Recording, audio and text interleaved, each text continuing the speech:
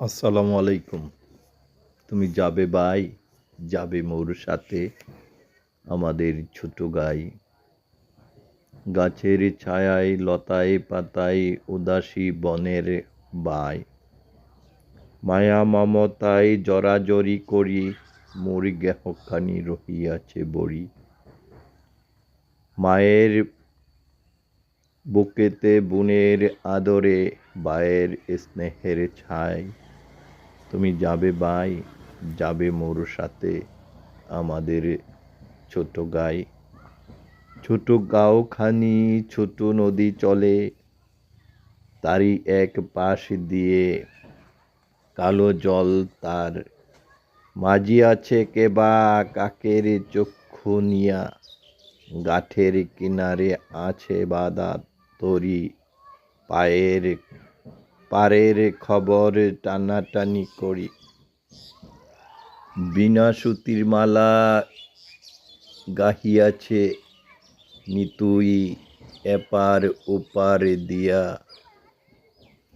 বাঁকা ফাঁদ পেতে টানিয়া আনিয়াছে দুইটি তটের হিয়া।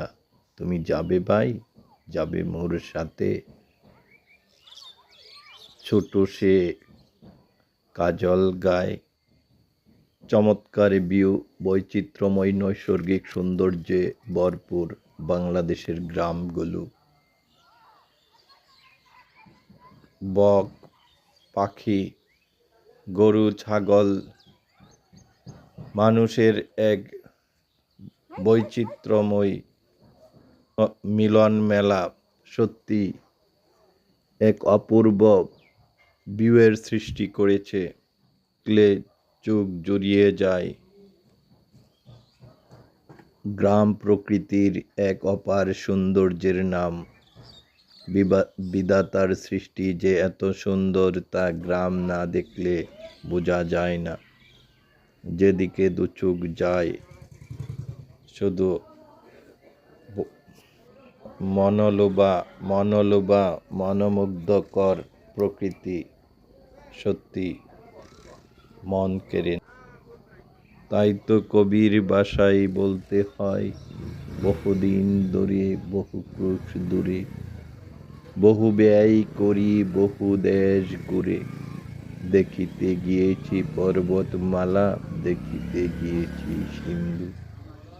দেখা হয় নাই চক্ষু মেলিয়া, ঘর হতে শুধু দুপা ফেলিয়া। একটি দানের শিশির উপর একটি শিশির। প্রকৃতি মানুষের প্রতি আল্লাহর দয়া ও মেহেরবানির নিদর্শন।